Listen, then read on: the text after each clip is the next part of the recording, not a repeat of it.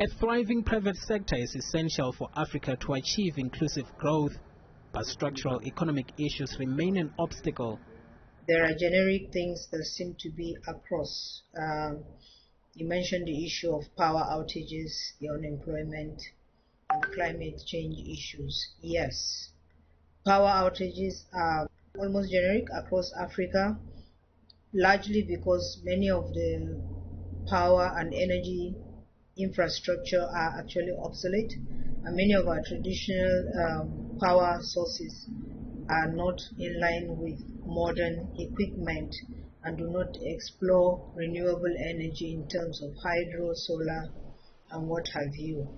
This calls for a need to look at our energy system across the continent to explore energy sources that we are naturally endowed with, and then explore the use of more modern infrastructure for energy generation and distribution, and even in terms of regulation and opening that market. In terms of unemployment, that is a very serious issue across the continent, especially youth unemployment, and that is also linked to many of our security issues across the continent. The economic inequality and jobs, these are very serious issues. Africa Private Sector Summit CEO Dr. Lucy Newman says business remains a large part of the continent's growth story. She's advocating for a Bill of Rights for the private sector to enable it to thrive. We call it the Charter on Private Sector Development, Rights and Protection Environment in Africa, and is about creating an enabling business environment in Africa. We have about 24 rights now, but these rights are not new. They are actually existing as reg protocols and after protocols, many of which have actually been signed by various heads of states in Africa. She concedes that some of the rights envisioned and new. Opportunity to operate and run a business and register a business across Africa for legitimate businesses. The issue of a currency within which we can trade and exchange goods and services across the country. Some challenges with the port system for importation and clearance of goods and services. Multiple taxation by various agencies of the government that tend to increase the price of goods and services and make it very difficult.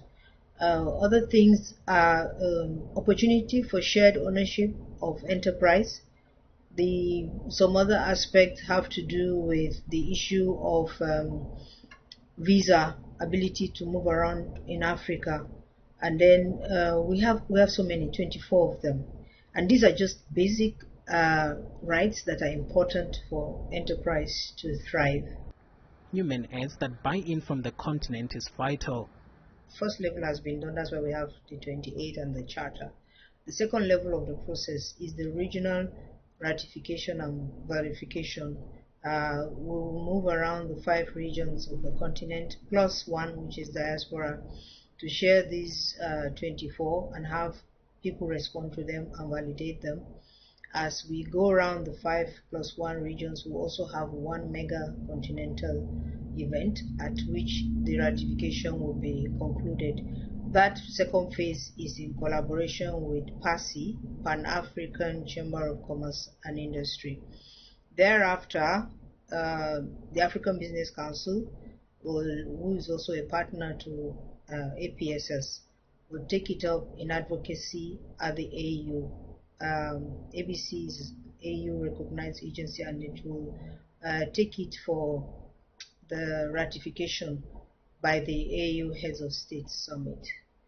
If that gets ratified and we're able to get at least adoption by 22 countries following the same pattern that was used for AFTA, then that would be a very good accompaniment instrument for the regs and AFTA protocols as a means of developing the private sector, giving the private sector its right of place in the African economy. Newman says a Bill of Rights could help the private sector navigate economic headwinds. She says these already exist within regional economic communities and the African Continental Free Trade Area protocols, making integration seamless.